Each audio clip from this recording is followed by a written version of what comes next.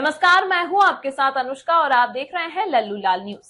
अंबेडकर ने मुस्लिम व्यक्तिगत कानून पर सरकार के हस्तक्षेप को क्यों नकारा?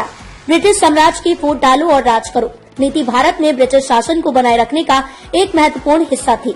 इसके तहत मुसलमानों के लिए अलग अलग निर्वाचन क्षेत्रों का निर्माण किया गया था।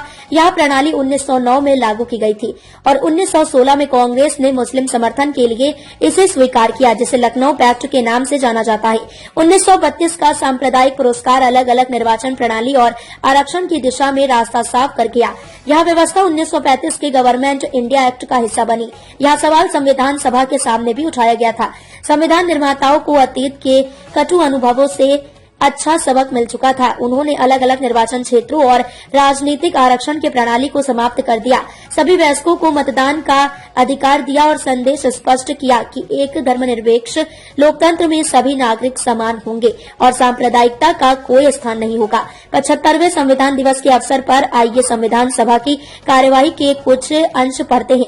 भारत को धर्मनिरपेक्ष बनाने का आह्वान। 27 अगस्त 1947 को सरदार पटेल ने संविधान सभा में प्रस्ताव रखा कि केंद्रीय और प्रांतीय विधानसभा के चुनावों संयुक्त तरीके से कराए जाएं और एक और प्रस्ताव था कि अनुसूचित जातियों के लिए आरक्षण रखा जाए, लेकिन अल्पसंख्यकों के लिए आरक्षण समाप्त कर दिया जाए। इन दोनों प्रस्तावों को लंबे विचार विमर्श के बाद मंजूरी मिली, जिसके परिणाम स्वरूप ब्रिटिश राज की अलग अलग निर्वाचन प्रणाली और अल्पसंख्यकों के लिए आरक्षण की व्यवस्था समाप्त हो गई।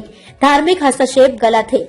संविधान सभा में एक अन्य महत्वपूर्ण प्रश्न यह था कि मुस्लिम व्यक्तिगत कानून में किसी भी प्रकार के हस्तक्षेप को गलत ठहराया जाए या नहीं। इस संदर्भ में डॉक्टर भीमराव अंबेडकर ने कहा, हमारे देश में धर्म का दायरा जन्म से लेकर मृत्यु तक फैला हुआ है। यहाँ कुछ भी ऐसा नहीं है जिसे धर्म के रूप में न माना जाए। यदि हम व्यक्तिगत कानूनों की रक्षा करते हैं तो हमें सामाजिक बदलाव में स्थिति को स्थिर बनाए रखना होगा। यह कोई असाधारण बात नहीं है कि हम धर्म की सीमाएं निर्धारित करें।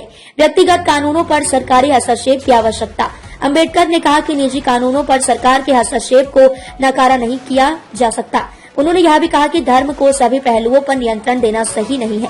धर्म को इतना व्यापक अधिकार नहीं दिया जाना चाहिए। उन्होंने यह स्पष्ट किया कि राज्य को इन मामलों में कानून बनाने का अधिकार होना चाहिए। सामाजिक परिवर्तन के लिए हस्तक्षेप आवश्यक। अंबेडकर ने यह भी कहा कि अगर समाज में असमानता और भेदभाव जैसी समस्याएं मौजूद हैं तो राज्य को इन समस्याओं का समाधान करना चाहिए। इसलिए यह संभव है कि निजी कानूनों को सरकारी हस्तक्षेप से बाहर रखा जाए। धर्मनिरपेक्षता में अल्पसंख्यकों के अधिकारों का संरक्षण। अंबेडकर ने अल्पसंख्यकों के अधिकारों के बारे में भी बहुत संवेदनशील दृष्टिकोण अपनाया। उन्होंने कहा, अल्पसंख्यकों को उनके अधिकारों को उदारता पूर्वक दिया जाना चाहिए और इसके लिए हमें पाकिस्तान में अल्पसंख्यकों को दिए गए अधिकारों का इंतजार भी नहीं करना चाहिए। उन्होंने कहा कि यदि पाकिस्तान में अल्पसंख्यकों के अधिकारों का उल्लंघन होता है तो हम उसे कूटनीतिक दबाव से सही कर सकते हैं।